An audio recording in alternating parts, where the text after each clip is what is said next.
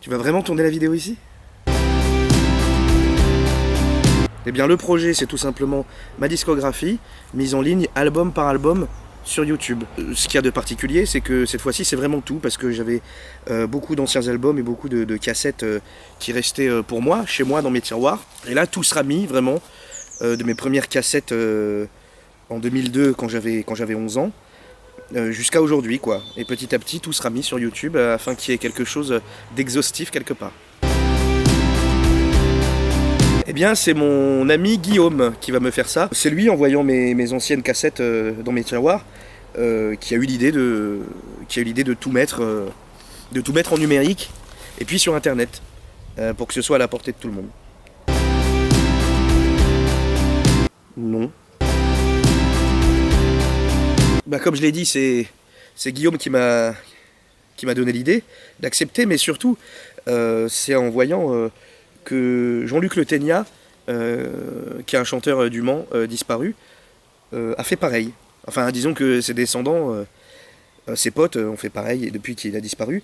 Et donc, sur Bandcamp, on peut retrouver toutes les vieilles cassettes de Jean-Luc, qu'il a commencé à enregistrer même quand il avait 17-18 ans.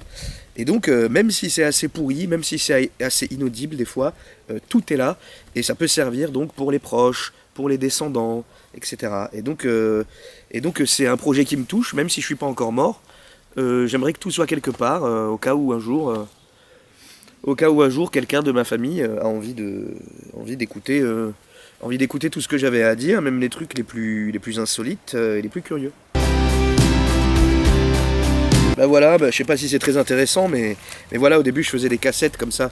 Donc c'est-à-dire que, vous voyez, je découpais des photos que je mettais sur une petite pochette de CD, c'était écrit à la main derrière, voilà, et puis dedans, dans la pochette CD, je mettais la cassette. Et c'est ces cassettes-là que vous allez retrouver sur YouTube bientôt, à raison d'une sortie toutes les 3-4 jours ou toutes les semaines, ou je sais pas comment il va faire, mais à mon avis ce sera pas si régulier que ça, ce sera pas non plus toutes les semaines et tout ça, ça dépendra vraiment des moments et du temps qu'il y a, mais le projet final c'est qu'il y ait tout quoi. Donc voilà, vous voyez, il y a plein,